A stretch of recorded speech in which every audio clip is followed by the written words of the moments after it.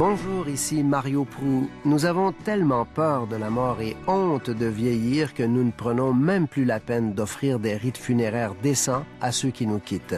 Très souvent, les dépouilles sont incinérées dans les 24 heures sans autre forme de cérémonial. Quelque temps plus tard, il arrive que les proches se réunissent pour célébrer la mémoire du défunt dans le cadre d'une rencontre dénuée de sacré, une sorte de party privé de sens. Pourtant, les rites, qu'ils soient religieux ou laïques, sont essentiels. Ils facilitent le passage et la prise de conscience de la réalité du départ, de l'arrachement. Ils permettent de resserrer les liens entre les vivants, d'exprimer les émotions ou de les contenir.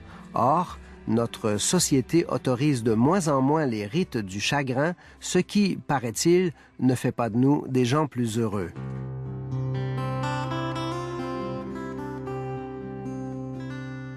Mais qu'est-ce qu'on a perdu en faisant le vide des rites et du sacré? La comédienne Lise Thoin. Je pense qu'on a perdu beaucoup. C'est vrai que dans cette société occidentale dans laquelle on vit, on essaie de faire comme si on n'allait jamais mourir.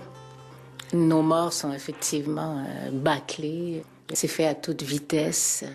On vit dans un monde qui a banalisé cette réalité de la mort. On fait comme si on n'allait jamais mourir. Et ceux qui meurent, on les laisse tomber très facilement. On a perdu le sens de cette réalité. On a enlevé tout son sens sacré aussi. Il faut que ça se fasse vite. Je trouve ça spécial quand je vois la personne est décédée. Il y a 1 heure d'exposition de la potiche et puis on bâcle 2 ou 3 prières auxquelles souvent personne ne croit.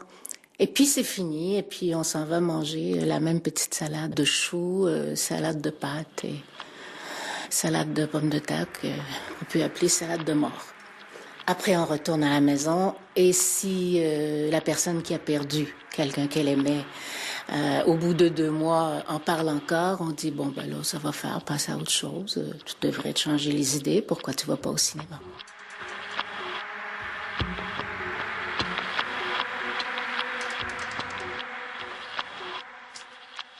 Ce déni de la mort qui se manifeste dans la disparition du rituel et du sacré prive les endeuillés de l'effet calmant et apaisant des rites.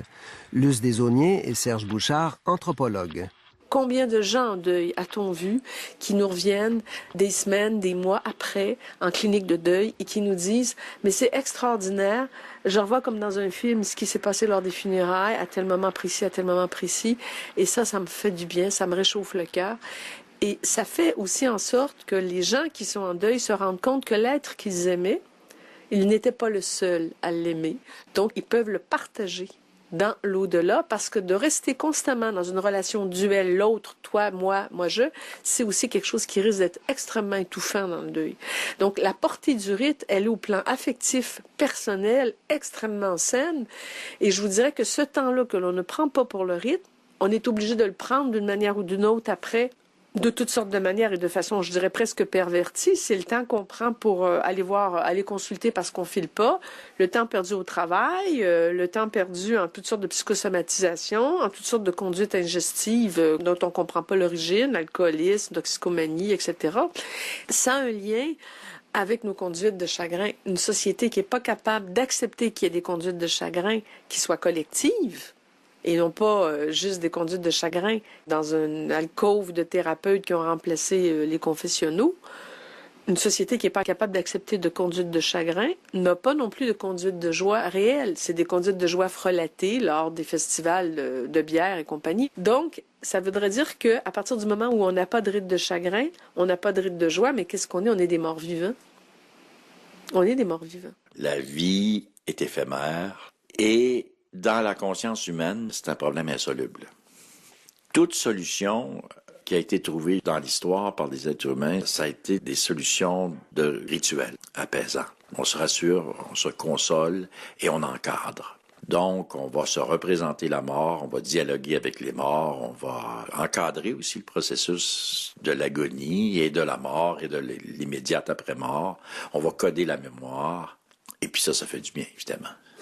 Parce que pour des êtres conscients, quand ça se passe de façon, je dirais quasiment animale et profane, on a toujours le sentiment du scandale. Ben, tu vas voir un animal mort là, sur le bord de la route, un raton laveur écrasé, ben, il est mort. Hein?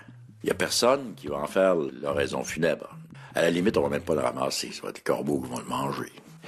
Déjà, ça nous met un petit peu mal à l'aise quand tu vois ça, parce que c'est une vie assez complexe. Hein? C'est un animal relativement supérieur, 4 pattes, du poil, des yeux, puis déjà, ça te fait réfléchir.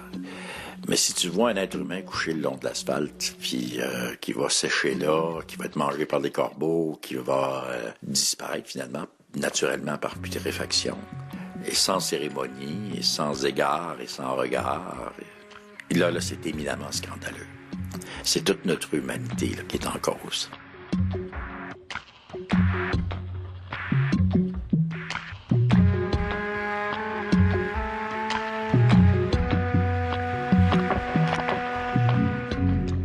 La mort, nous l'évacuons de notre vie de toutes les façons possibles. Et pourtant, de tout temps, l'homme a ritualisé la mort. À preuve, les dessins laissés par nos lointains ancêtres d'il y a 17 000 ans sur les parois de la grotte de Lascaux. Jean-Pierre Mohen, grand spécialiste de la préhistoire. Lascaux, dans la Seine du Puy, vous avez un bison qui fonce sur un homme.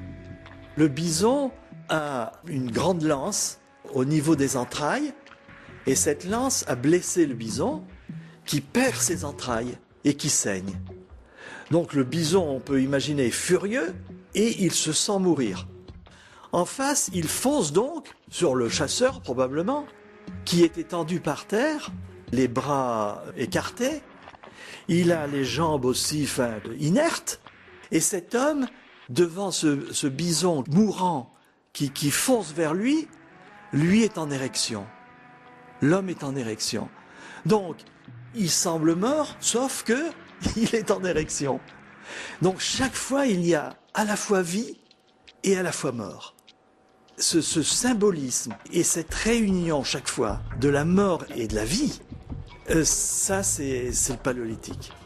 La mise en scène est telle que, la mise en scène, que ce soit dans les sépultures ou que ce soit dans les peintures, montre qu'il y a un besoin d'exprimer quelque chose qui sort de la vie et qui sort de la mort.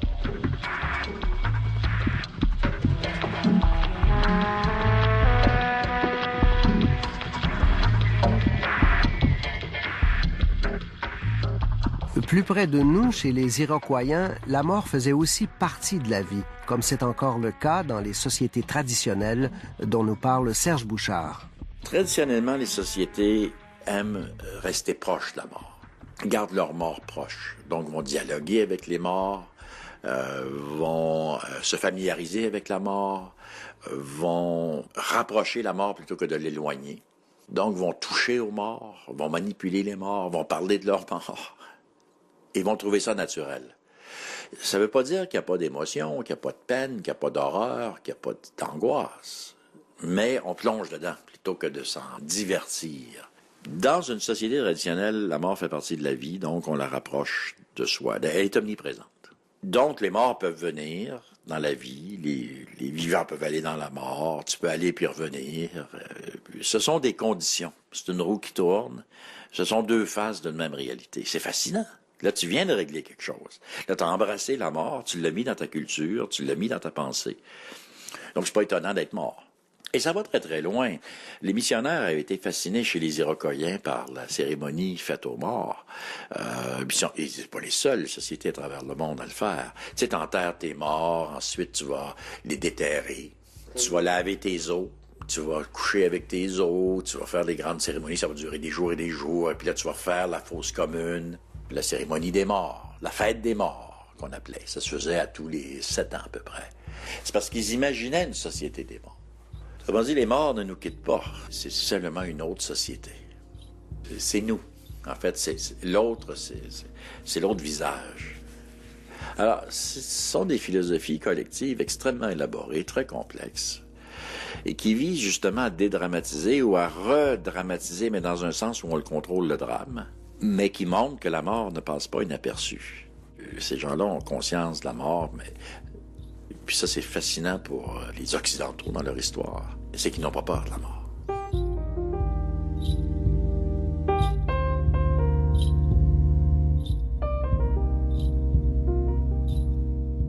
Et jusqu'à récemment, c'est-à-dire avant l'industrialisation et la vie dans les villes, avant la débâcle des religions, la mort était un événement rempli de vie auquel toute la communauté participait. Jacques Salomé. Moi, je pense encore aux veillées de mon enfance. On veillait à mort. Tout le quartier venait, on s'asseyait. Et là, c'était pas triste. On racontait, tu te rappelles, Georges, quand il embrassait Marie derrière l'église, et la fois où il s'était mis en colère, à lui tout seul, il avait désembourbé la charrette du voisin, etc. On racontait, on retraçait la saga, l'épopée de la vie, et tous les proches qui étaient là, la femme ou le mari qui restait, les enfants, la parentèle proche, voyaient sous leurs yeux une partie de l'existence de celui qui était mort et qui les avait quittés. Il y avait vraiment cet accompagnement. Il y avait vraiment dans mon quartier, par exemple, il y avait une femme, une vieille dame qui sitôt, elle savait ce qu'il fallait faire, changer les draps, demander quel costume, quelle robe on allait mettre. Et tout le monde s'appuyait sur ce savoir-faire qu'elle avait, qui était un savoir-être face à l'accompagnement de la mort. Qu'est-ce qu'on a perdu en perdant ces rituels? Je crois qu'on a perdu de la compassion. Il y avait beaucoup de compassion. Et je crois qu'on a perdu aussi quelques ancrages vis-à-vis de nous-mêmes. Parce que on meurt brutalement. Aujourd'hui, on meurt seul. On meurt dans beaucoup de solitude. On n'est pas accompagné. On meurt beaucoup à l'hôpital. Ça n'ira pas en s'améliorant parce que nous sommes pressés de vivre. Je vais utiliser un mot horrible. Nous consommons la vie. Et dans cette course à la consommation, eh bien, on passe, oui, je le crains souvent, à côté de l'essence, de l'essentiel de la vie.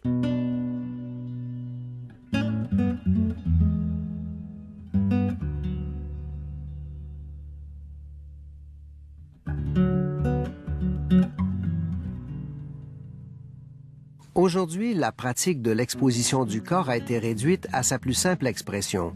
Souvent, il n'y en a même pas. Pourtant, il s'agit là d'un élément central du rite. C'est un ancrage nécessaire à la réalité matérielle de la mort.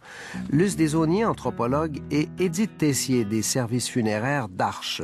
Le pivot d'un rite funéraire, c'est la présence du corps. Parce que ça permet d'avoir, pour le groupe, le butoir matériel physique de la réalité de la mort à partir duquel l'imaginaire peut se mettre en branle, les croyances de tous ordres, les échanges entre les gens qui viennent, les groupes, etc. Effectivement, ça permet aux groupes de se réunir, aux gens des différents groupes sociaux auxquels, par exemple, peut appartenir cette personne-là, de se rencontrer, de s'apercevoir qu'ils existent les uns les autres, mais surtout de faire corps, ne serait-ce que pour quelques moments, autour de cette personne-là, mais surtout autour de ses survivants proches. Et ça, c'est extraordinairement important. Quand il y a exposition d'un corps dans un salon, les conversations sont très différentes que quand il y a exposition de l'urne. Quand il y a crémation et on expose les cendres, c'est beaucoup plus abstrait. Et au bout de 5 minutes, on se rend vite compte que les gens sont rendus à parler de leur partie de golf ou la dernière partie de hockey ou quelque part on fuit.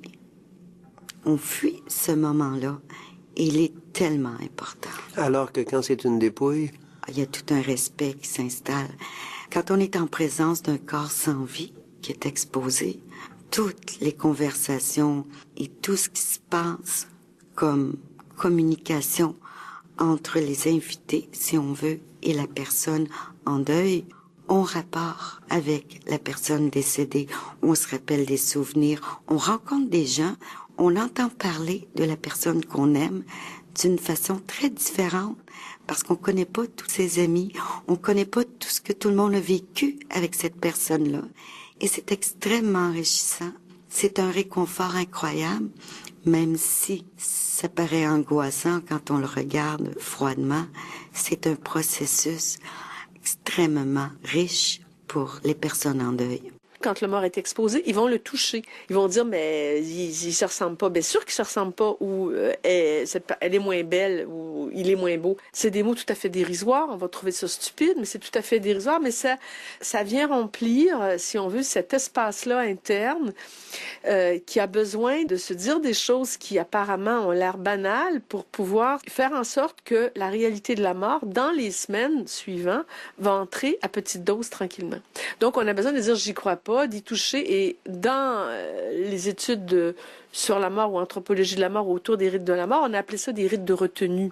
C'est-à-dire des rites où on retient la personne dans le monde des vivants qui font partie du déni parce qu'on lui parle, on lui donne des petits mots d'amour, on lui donne des fleurs, on a pour elle des égards, une forme de sollicitude affective qui est magiquement comme si cette personne-là allait nous répondre. Mais ça aussi, c'est de l'ordre du viatique pour l'aider à traverser un monde qu'on pense qui peut être un monde assez trouble entre les vivants et les morts. Pour l'aider, on lui dit « on t'aime, let's go, t'es capable ». Puis en même temps, on lui dit « je vais te regretter ». Plus on dit à quelqu'un « je t'aime », plus on lui dit « je vais te regretter ». D'où le déchirement terrible des gestes rituels et qui sont là pour ça, pour faire en sorte que ce déchirement-là, il soit vécu dans un tempo progressif. C'est l'exposition, c'est fermer le cercueil, c'est se rendre à l'église, c'est marcher, c'est aller déposer la personne soit au crématorium, soit dans le cimetière.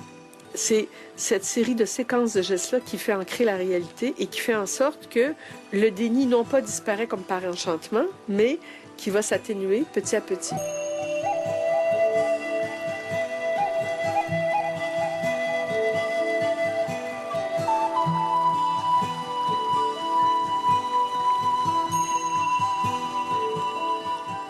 Et même lorsqu'il y a exposition, il arrive que ce soit dans des salons funéraires qui font tout pour cacher la douleur et la tristesse. Fernand Patry, prêtre. Il y a même des endroits à Montréal qui ont vraiment comme développé un lieu propice à ce qu'on a l'impression qu'on est dans un grand salon quelque part. Mais surtout qu'il n'y a pas de mort. Il n'y a personne de décédé. C'est comme s'il n'y en avait pas. C'est absolument incroyable. C'est des salons funéraires qui ont vraiment développé, avec des moyens énormes, une qualité de présence auprès des gens selon ce que les gens désirent. Les gens, ce qu'ils désirent, c'est ça, c'est de recevoir dans un grand salon une centaine de personnes et d'avoir l'impression qu'on passe des petits fours, on passe un verre et tout ça. Social. Oui. Et en général, on dit toujours que c'est la personne décédée qui voulait ça comme ça parce qu'elle était bien vivante et tout ça. Mais oui, on est d'accord, là, mais c'est un deuil, il y a un départ, il y a une absence, il y a une tristesse. Pourquoi qu'on a peur de dire ces mots-là? Pourquoi il faut avoir l'impression que la mort n'a pas passé dans cette famille-là, qu'elle n'a pas traversé les gens qui sont là? Pourquoi qu'on est rendu là? Pour moi, c'est simplement parce qu'on veut éviter. Les rites permettent de nommer, de dire, d'exprimer, de vivre, de se donner un temps pour vivre ce moment-là, privilégier. Le seul et unique moment que le rite donne, c'est celui-là. On n'est là que pour ça, pour montrer une vie qui est maintenant passée du côté de la mort. Et donc, d'une absence profonde chez les gens qui sont présents. Donc, d'une blessure. Donc, quelque chose d'intolérable et d'insupportable. J'en mets, parce que c'est ça qu'il faut se dire. C'est ça le rituel doit permettre. Et non pas de faire semblant. On est allé comme à une soirée mondaine ou un moment mondain, puis on n'a pas été atteint parce que tout avait été prévu pour que j'ai pas trop d'émotions négatives, pour pas que je ressente que la mort a passé. Là-dessus, je suis en désaccord, parce que c'est plus ça un rite.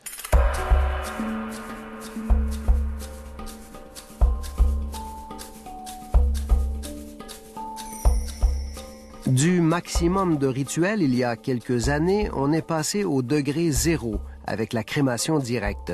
La crémation directe, c'est l'envoi de la dépouille au crématorium dans les heures suivant le décès, sans qu'il y ait eu exposition ou cérémonie préalable. David Aymon, thanatologue. La crémation directe, l'absence de rituel, ça a fait en sorte que les gens, ont eu l'impression que c'était gagnant-gagnant, ça allait vite, ça coûtait moins cher. Il n'y avait pas de connotation religieuse. Donc, les crémations directes ont fini par prendre le haut du pavé dans la perception populaire en se disant c'est quelque chose de beau, bon, pas cher. Et ça fait la job. On a réglé notre deuil.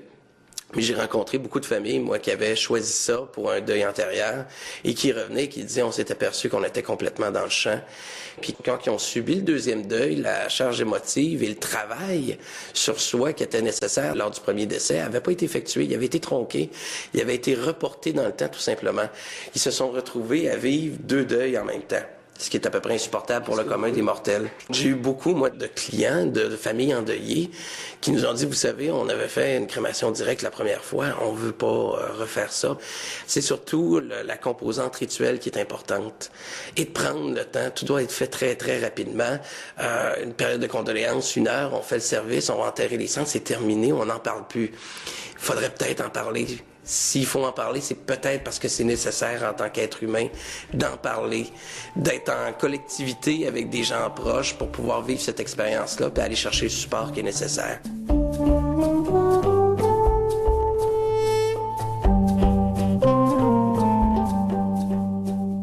La pratique de plus en plus fréquente de l'incinération, très récente en Occident, a beaucoup modifié les habitudes, mais sans apporter grand-chose sur le plan symbolique. Luce Desaulniers.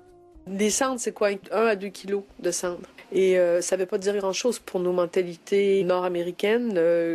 On comprend que ça puisse vouloir dire quelque chose aux abords du Gange, mais pour nous, au niveau des sensibilités, de la formation des sensibilités, du rapport au corps, du rapport à l'au-delà, c'est complètement insignifiant. D'autant plus, d'ailleurs, que pour les cultures qui incinèrent, ce qui est la valence symbolique la plus importante, ce n'est pas tant les cendres que la fumée, parce que la fumée du brasier est le signe d'une désintrication du corps et de l'âme, parce que l'enjeu pour l'hindouisme et pour le bouddhisme, c'est de faire en sorte qu'une fois que la personne est morte, on puisse la libérer d'autant plus rapidement que l'esprit va rejoindre un autre univers ou une réincarnation, enfin peu importe, mais qu'il y ait un départ accéléré de cette vie-là sur lequel, justement, l'action humaine a une prise. Donc, ça correspond à une vision de l'homme, à une vision de la détermination humaine tout à fait différente. Et nous, on a importé, si on veut, ces pratiques-là, sans nécessairement forcément avoir importé l'ancrage symbolique qui est multimillénaire dans ce cas-là, de la signification des cendres. Pour nous, ça ne correspond à aucun principe sacré. Alors, que voulez-vous? Si vous avez des cendres qui servent de base à des funérailles, les gens ont forcément un recul parce que ça veut rien dire. Souvent, quelque temps après le décès, les amis et la famille se réunissent là, pour rendre une sorte d'hommage aux disparus. Est-ce que ça peut remplacer les rites qui ont été escamotés, par exemple, lors de la crémation directe? Quand vous faites du rite de mort, qui est uniquement axé sur la personne qui vient de mourir, par exemple, comme on le retrouve dans la tendance actuelle, qui est de faire un éloge, point final. Je vois pas grande différence entre un rite funéraire de cet ordre-là et ce qu'on appelait il y a quelques années, ce qui était très à la mode, un bien cuit, d'autant plus que souvent cette personne-là va être incinérée ou est incinérée, c'est le cas de dire c'est un bien cuit, pardonnez l'ironie, mais donc avec des hommages à la personne, la même chose qu'on trouve lors des 40e anniversaires, 50e ou n'importe quoi, où on reste rivé sur les qualités intrinsèques de cette personne-là et tout ça débouchant sur qui serait le plus original. C'est une espèce de concours un peu délirant à la rigueur de qui ferait le témoignage populaire qui gagne le plus d'adhésion. Enfin, c'est complètement étrange. Le problème avec des rites de mort qui se font dans ce sens-là, c'est qu'ils tombent très vite à plat. Et actuellement, il y a comme une saturation.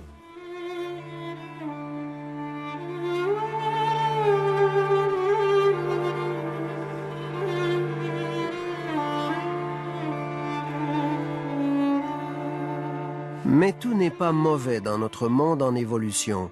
Il y a aussi de très beaux nouveaux rites, des façons de faire réinventées avec des cérémonies et des éloges qui bouleversent et réchauffent le cœur.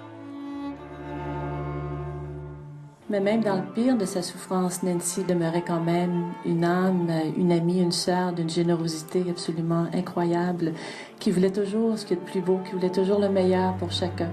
Et si je devais résumer en un mot ce que Nancy me lègue, c'est le cadeau de l'amour, c'est le cadeau de la joie, c'est le cadeau de voir ce qu'il y a de plus beau à l'intérieur de chacun et une sérieuse envie de vivre, parce que c'est ce qu'elle m'a demandé de faire à sa place et j'ai envie de l'honorer.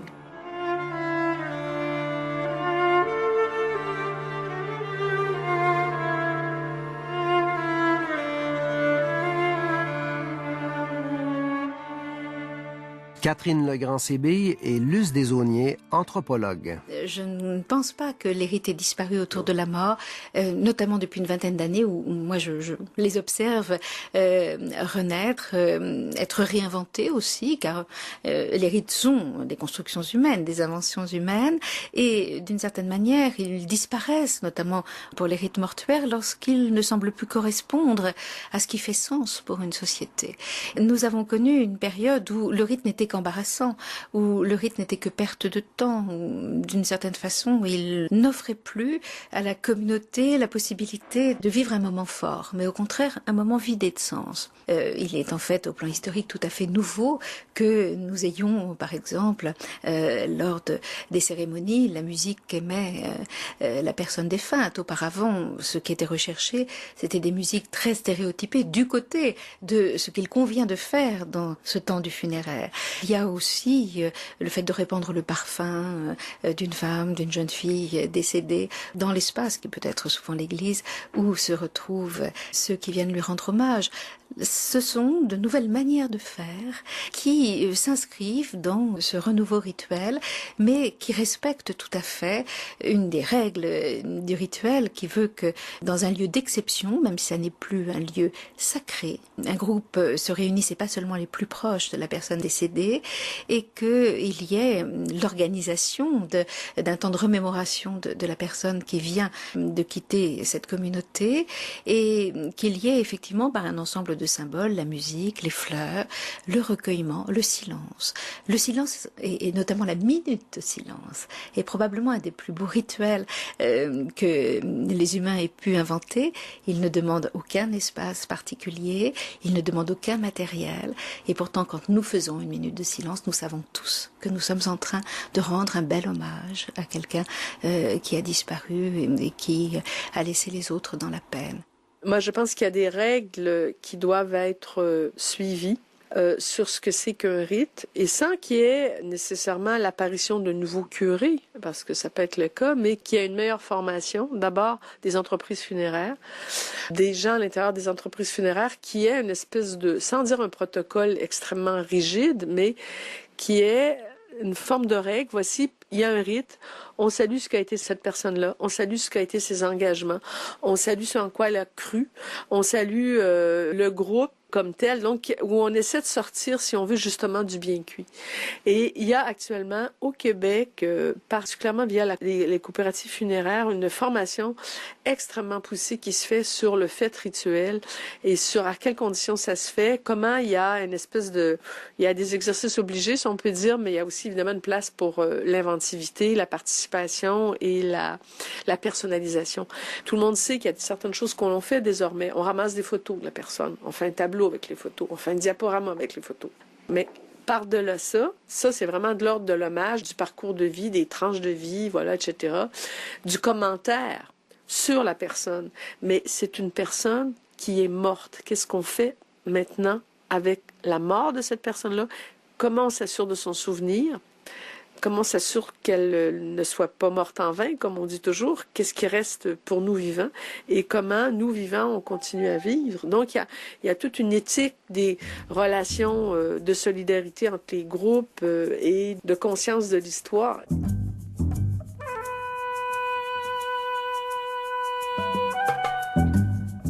Un dernier mot sur les rites funéraires. Il concerne la place des morts. Vaut-il mieux le cimetière ou le columbarium?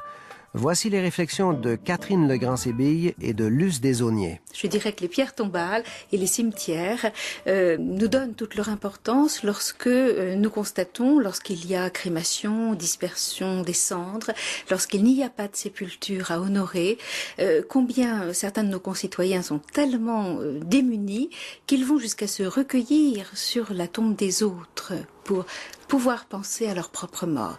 J'ai le souvenir ainsi de deux jeunes décédés dans un accident de la route.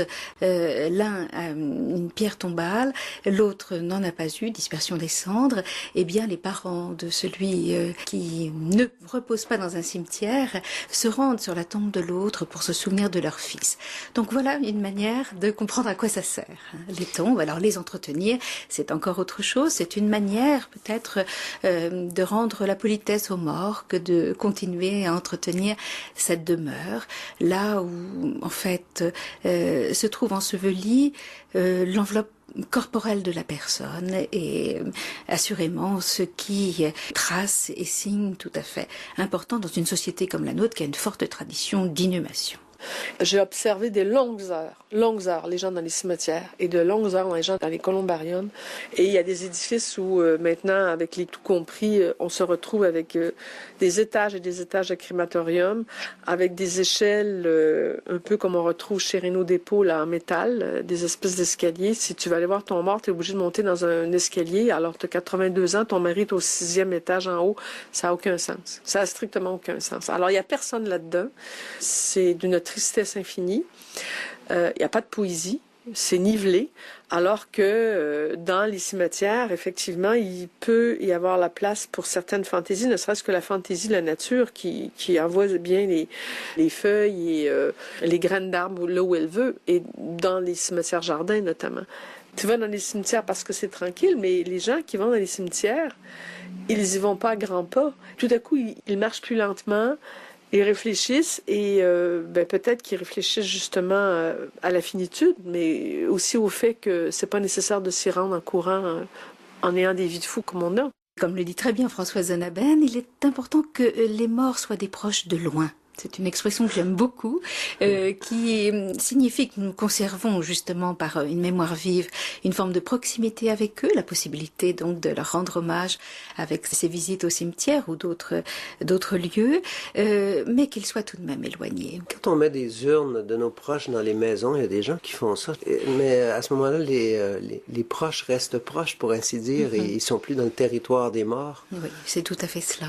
Beaucoup ont créé une sorte de mémorial à la maison, notamment dans le cas de morts jeunes, un mémorial qui devient embarrassant justement parce qu'il n'est l'objet que d'un culte domestique et privé. Ce qui fait que cet embarras se traduit par toutes sortes de sentiments de persécution, ou on pourrait même dire du côté de la psychopathologie, dans des formes de deuil qui semblent se dérouler mal, avec une impossibilité à mettre une distance qui doit être spatiale et géographique.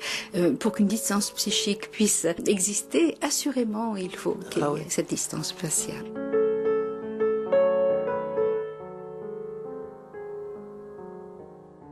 Et puis, il y a une poésie dans les cimetières qui invite au recueillement, à la paix. Voici Roger Tabra, l'homme qui parle au cimetière. C'est des gens qui m'appellent comme ça. L'homme qui parle au cimetière. Tout ça parce que je les fréquente, ces grands jardins calmes et silencieux. Je les fréquente souvent, j'y suis bien. J'y suis au repos. Je choisis un banc et je m'y repose. J'aime passer ainsi de longues heures avec une sans lecture à contempler seul et serein le temps qui passe. Je suis bien. Je suis sans hâte et sans chagrin. Je suis dans le gris de la pierre, immobile, avec certains de mes amis que nul ne peut voir, que moi. Les morts, on ne peut les voir qu'avec les yeux de la mémoire, et mes amis, je les vois encore. Je les vois aussi fort que je les aime encore. Elisa, Pierre, Max, Alain, Nelly, de ma jeunesse. Vous êtes si nombreux à traîner dans les allées de l'éternité et à m'attendre, et je n'attends plus que vous. C'est peut-être vrai que je parle au cimetière, que je suis le voisin de la mort et qu'elle ne me fait pas peur. C'est peut-être vrai tout ça, que vous errez à jamais dans les champs du grand silence et que nos discussions n'en finissent pas. C'est peut-être vrai aussi que vous n'existez plus, mais que vous me rendez heureux de votre présence immuable. Je passe comme ça beaucoup d'heures ici. Je ne m'ennuie jamais, j'ai de la compagnie et j'aime ça. Et j'aime être là où je suis, nulle part, personne. Une ombre gisant dans son royaume, en paix. Frères humains qui après nous vivaient. Les gens m'appellent l'homme qui parle au cimetière.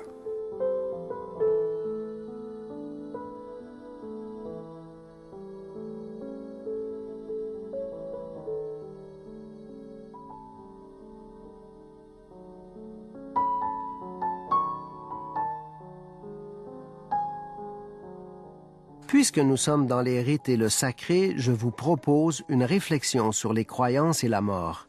Est-il plus facile de mourir quand on a la foi ou quand on est athée? Nous vivons dans un monde où les religions et les croyances se frottent à notre goût de liberté. Le sociologue David Le Breton. Aujourd'hui, finalement, nous sommes livrés à nous-mêmes, pour le meilleur ou pour le pire. En d'autres termes, une société d'individus, une société individualiste invente la liberté. Nous sommes infiniment libres, mais en même temps, évidemment, pour assumer la liberté, il faut disposer des moyens symboliques. Ou alors, il faut avoir la boussole, si vous voulez. Pour le dire autrement, il faut avoir une boussole qui vous permet d'orienter votre chemin. Quand on a une boussole, on a 36 chemins possibles. On sait à peu près où est la direction et on peut faire des détours. Quand on n'a pas la boussole, c'est-à-dire quand on est mal dans sa peau, quand on est paumé, quand on ne sait plus très bien où on en est, alors là, par contre, ça devient l'épreuve de la liberté. La liberté, c'est le pire ou la meilleure des choses. Et donc, dans nos sociétés contemporaines, il y a ce monde contrasté, finalement. Donc, des gens qui sont convaincus de l'immortalité, qui croient en la réincarnation. Donc quand vous les interrogez, ils croient en la réincarnation, mais ne sont dans aucune filiation religieuse. Ils y croient parce qu'ils sont convaincus. Pour eux, c'est impossible qu'on disparaisse, etc. Donc ils ont bricolé une théorie qui leur appartient. D'autres sont dans l'idée de la résurrection de la chair, par exemple, parce qu'ils sont, catholiques. C'est plus compliqué, parce qu'en même temps, les croyances religieuses sont quand même un peu percutées par le monde scientifique d'aujourd'hui. Donc on ne sait plus très bien où on en est. Tous les extrêmes se côtoient et où donc la dénégation de la mort peut très bien fonctionner à côté par exemple, de scientifiques, professeurs dans des grandes universités prestigieuses qui sont convaincus qu'ils vont bientôt télécharger leur esprit sur le net, que c'est une affaire d'années parce que les choses vont tellement vite aujourd'hui que ça va arriver. Ça va arriver et voilà, c'est le monde qui est le nôtre aujourd'hui où tout est possible, où toutes les croyances les plus farfelues à nos yeux, sont en revanche absolument convaincante et radicale pour d'autres.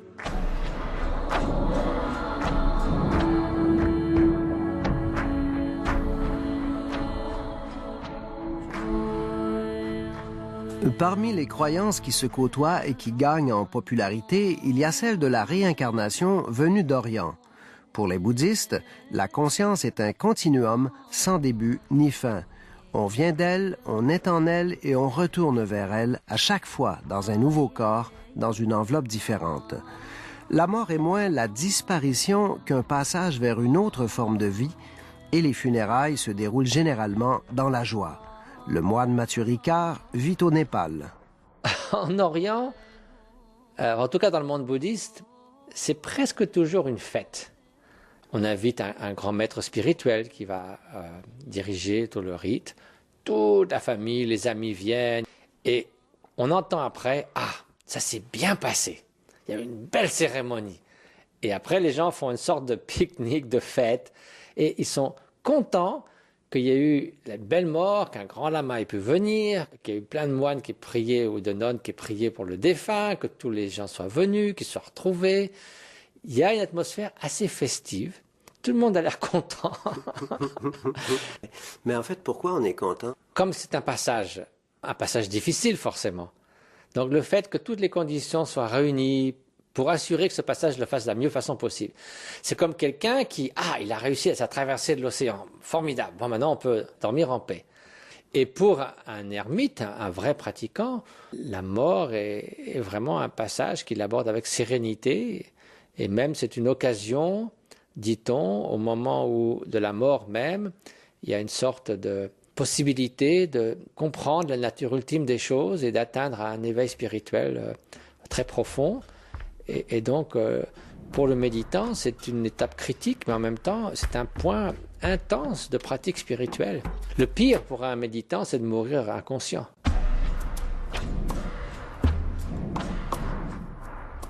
Depuis toujours, les religions offrent des certitudes, rendent la mort attrayante, en garantissant l'immortalité de l'âme quand ce n'est pas celle du corps. Serge Bouchard. Et on a eu le cas en Amérique ici de deux grandes cultures, l'occidentale et l'iroquoienne notamment, qui se sont affrontées sur le sujet de la mort et où les deux parties cherchaient la mort. Les missionnaires chrétiens, les fous de Dieu, les jésuites notamment, c'était des gens qui avaient réglé le cas de la mort. Plus tu crois, plus tu atteins des niveaux de certitude. Alors là, tu te calmes. Y a-t-il quelque chose de plus beau dans la religion judéo-chrétienne, dans les religions judéo-chrétiennes et dans la catholique en particulier, quand tu es en train Ah, tu vas mourir, puis là, tu t'ouvres les cieux, puis tu dis aux gens, mais je m'en vais voir Dieu, là. Je tombe dans les mains de Dieu. Mais c'est-tu une bonne nouvelle, ça? Ça va bien, là. T'as-tu hâte de l'avoir, ton dernier soupir? T'as mal partout, t'es tout croche, t'es tout étourdi, tu veux mourir, parce que tu vas tomber dans les mains de Dieu. Les Jésuites, qu'on a connus dans notre petite histoire comme les Saints-Martyrs canadiens, la vie, ça les intéressait pas, là. Un jésuite missionnaire, là, rendu d'un Grand Lac en 1634, là, ça se lève pas le matin en disant wow, les belles petites fleurs, je suis heureux de vivre, puis ça va-tu bien? C'est impatient, là, de mourir, c'est écœuré. Ça aime pas les femmes, ça aime pas les gens, ça aime pas les arbres, ça aime rien, ça aime Dieu. Ça se lève le matin, puis ça veut mourir. Et là, t'es content d'être d'un Grand Lac en face des sauvages iroquois parce que tu te dis, ça devrait bien arriver. Batèche, j'ai pas le droit de me donner la mort, mais si le païen me fend le crâne, je suis de bonne humeur, moi. On va voir le bon Dieu.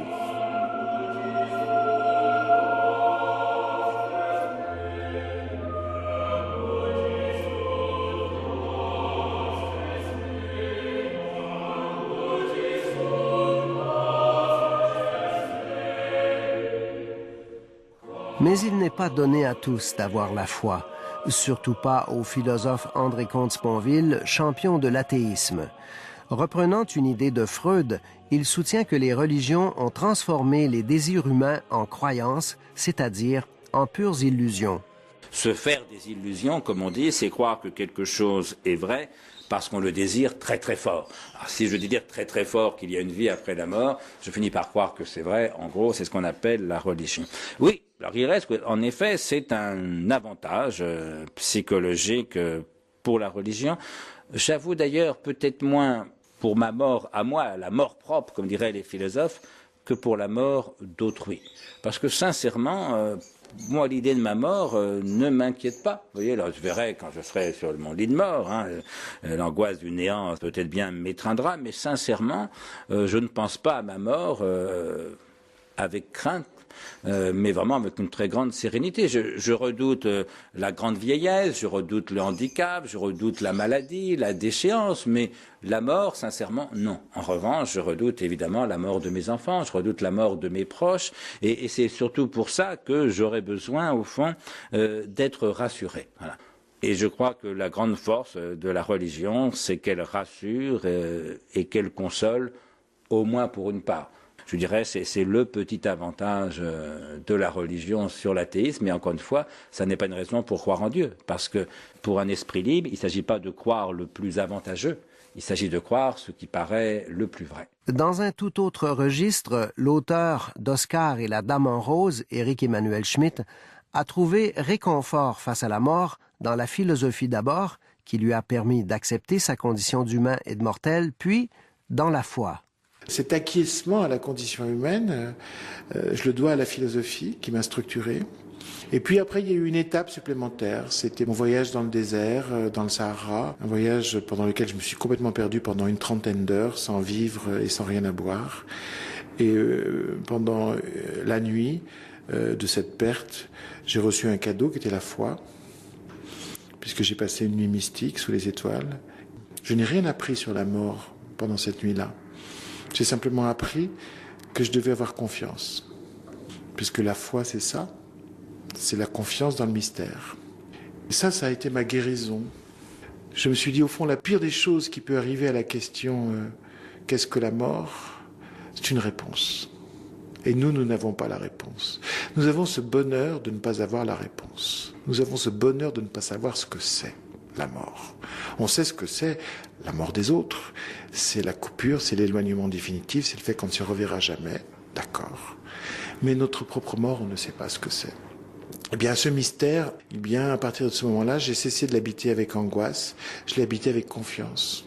Je ne sais rien, je ne sais pas ce que sera la mort, mais je suis main ouverte, bras ouverts, en face du mystère. Pas pressé, j'ai beaucoup de choses à faire. Vous parlez de votre foi. Est-ce que vous pensez que les gens qui ont la foi, qui sont croyants, ont un avantage par rapport aux autres face à la mort? Oui, si ce n'est que je suspecte parfois la croyance de vouloir se faire passer pour un savoir. Donc moi, par exemple, je crois en Dieu, Je crois que le monde n'est pas absurde, mais qu'il a un sens et que ce sens m'échappe. Je crois que le monde est un magnifique mystère dans lequel nous habitons, que la vie est aussi ce magnifique mystère. Mais ça ne me donne aucune connaissance, ça ne me donne aucun savoir. Je ne sais pas plus ce qu'est la mort. Simplement, j'ai confiance. Quand certains croient en disant « je sais qu'après ma mort, ceci, cela », là, intellectuellement, je me dis « imposture ». Moi, je n'ai aucun savoir sur la mort. J'ai juste confiance.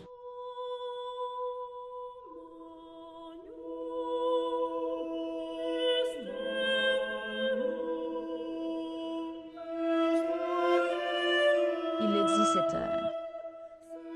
Et le prêtre, lui, qui chaque jour accompagne des mourants et leurs familles dans une maison de fin de vie, que perçoit-il? Gilles Nadeau. Je caricature un petit peu, mais la plupart des personnes âgées ont un sens. Ils ont des moyens, ils ont des mots.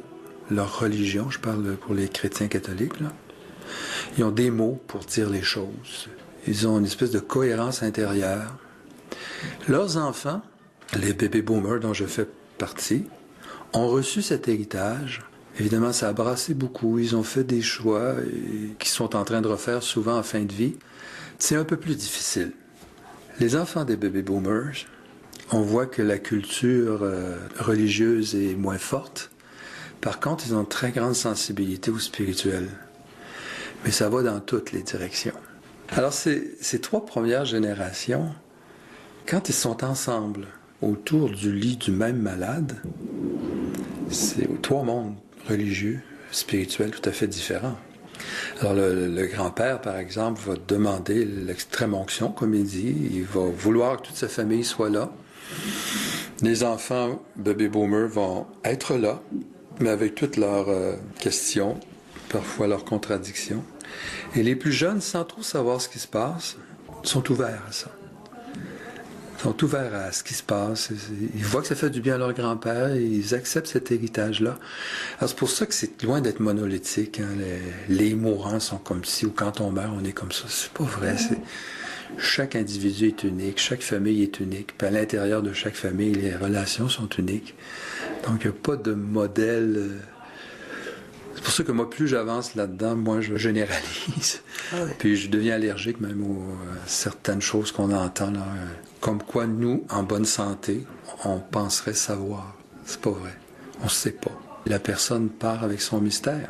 Mais ce qui est important, c'est qu'il y a autour de lui ou d'elle quelqu'un qui est prêt à entendre, sans donner des réponses, sans vouloir consoler à tout prix, sans vouloir l'amener à mourir comme moi je voudrais qu'elle meure. Ça, c'est la mort idéale. On a tous des modèles de mort idéale, mais c'est sa mort à lui, sa mort à elle.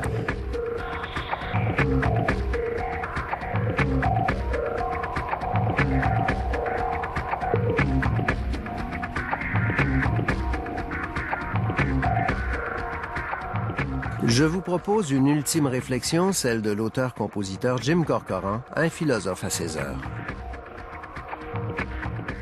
Ce qui a précédé ma naissance est aussi mystérieux et fascinant pour moi que ce qui pourra suivre mon dernier souffle. Si je n'étais rien avant ma conception, il est probable que lorsque je m'éteindrai, je retournerai à ce même rien serein, autrement nommé la mort. J'étais donc mort d'abord et enfin, à la fin, je serai mort encore. Entre-temps, entre mes riens, je vais et je viens. Entre mes deux morts, j'aurais eu une vie qui, malgré moi, ne m'aura jamais pleinement appartenu. On a choisi mon nom, mon sexe, mon Dieu, mes démons, mon ADN, mon alphabet, mes chiffres, mes peurs, mes culpabilités. Je n'ai jamais pu pleinement me construire depuis l'intérieur, puisque on m'a fait de l'extérieur. Ce que j'ai eu m'a été donné, même imposé. Ce que je pense, ce que j'ai pu penser, m'a été fortement proposé. Qui je suis, qui j'ai pu devenir a été forgé, façonné, modelé par d'encombrants rituels, de lourdes et souvent vides croyances, de redondants folklores et de poussiéreuses traditions. Ma vraie naissance sera peut-être un bref et vif éveil à l'instant de la fin. Le temps d'un éternuement, une vive conscience du vrai. Une idée, tout à fait et non tout à fiction, à moi, de moi. Un petit instant lumineux, détaché, pour la première fois, de l'aliénante ribambelle judéo-islamo, indo, sikh zen, bouddho, talibo, al-qaïdo, bobo. Un ah ben dis donc. Et c'est fini. Je retourne sans acouphène dans le grand silence du rien, la mort. Un large et profond sourire, libérateur devant l'approximatif et le farfelu de tout ce que j'ai gobé dans ce coup de vent qui était montant entre mes riens, entre mes morts. Si l'instant de ma mort ne m'appartient pas plus que le tourbillon frénétique et fragmenté de mon vécu, je n'aurai jamais eu une libre vision de ce qu'est être.